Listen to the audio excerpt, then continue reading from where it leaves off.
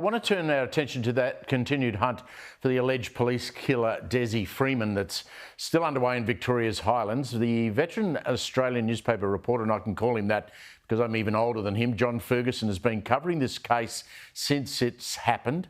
And in an interactive feature that I thought was extraordinary in The Australian this week, it explains just how much impact the deaths of those two police officers, extremely sad, and the search for Freeman has had on the town of Poorpunka. Now, together with journalist Mohammed Alferez, the story offers a real insight into the area where this shooting actually happened, including images that I've never seen before from inside Freeman's home and that caravan and bus that he lived in, and an understanding of the sort of terrain where it all played out. Have a look. What's really interesting is that it's the only thing people are talking about. You sit down at a cafe and it's a journalist's job to pick up what people are saying, and everyone's talking about it. Everyone knew either Freeman or his wife or the kids. You can't have a town of that size and for people to not know everyone. You know, there's no doubt that people have stories, and some of those stories are unflattering about Freeman, but mostly with his wife, she is held in quite high regard. John Ferguson's associate editor at The Australian joins me now. Fergie, welcome to you. Congratulations. It's a great piece of work. I must admit that when we first heard what had happened outside that bus at his home in Poorpunka with Freeman, I thought he'd be caught quite quickly. Did you think the same? When you go up there, Steve, it's the terrain is so tough that he knows it extremely well. And so once you look at where he ran into and get an understanding of how much time he spent up there. No, I don't think it was ever going to be easy for police to find him, assuming that he's still alive. Like, he might be dead, but my hunch is that he's still up there, to be honest. I mean, my experience with that region, like most people, is, you know, you go to Mount Buller a couple of times during the winter, or, yes, you've been to Poorpunka, but you just stop at the bakery and keep going.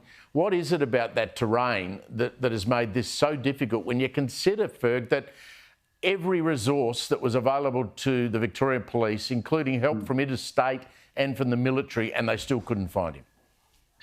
Well, Steve, it's like 70-degree angles, the hills. It's just straight up. And in amongst those, around those hills and in the valleys, there's something like 10,000 former gold mines. There are caves.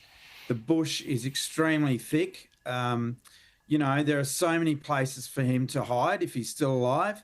It doesn't surprise me at all that the police couldn't find him. They've had a red-hot crack at it, but at the same time, they were limited by the fact that he's a really dangerous bloke who'd allegedly murdered two police, shot allegedly another, and tried to shoot at a fourth. So it's been very, very difficult for them. The terrain is incredibly tough, and he knows it inside out. Like, he knows where to go, and there's a chance also that locals may have helped him out, and so he may not even be anywhere in the district.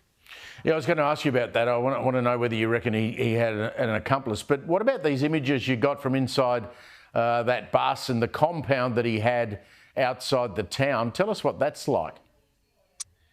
Well, clearly, Freeman and his wife and two and maybe three of their children were living in very poor circumstances. Basically, it was a repurposed bus with a couple of annexes. It's no way to raise children. I suspect the pictures you're seeing that the VicPol have gone very hard in their search when they went in there.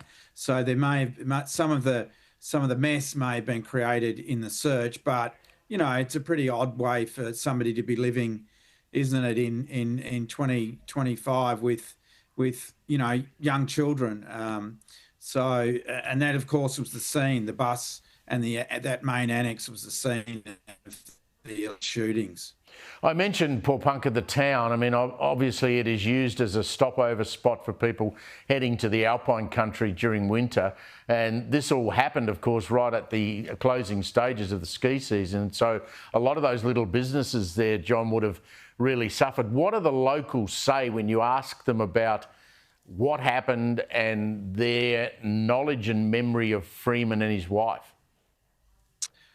Steve, it's really interesting. There's quite there are divisions in both Pawnpukka and Bright, which is only 6 kilometres away. It's very easy to find people who are sympathetic to Freeman and his wife. Just very easy to run into people who will say things that you can't publish about the police. And so, and I'm not saying that's the overwhelming sentiment, because it won't be, but let's just say that the communities are divided.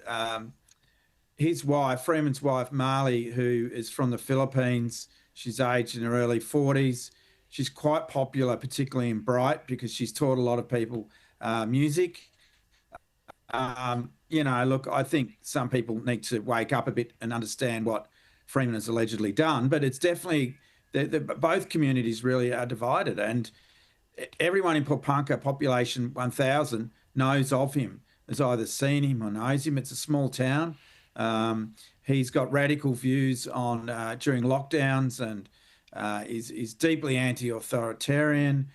But, as I said, that there are people there that still defend him, which I find a bit unusual, but because of the awful tragedy that's unfolded in terms of the police officers who've died. Well, it's a remarkable bit of work. Make sure that you congratulate Mohammed for his role in it as well. I know you're on holidays, John. I really appreciate you making time to talk to us tonight, and I urge everyone to go back and have a look at the work that John and Mohammed have done. Well done, mate. Thank you very much for joining us.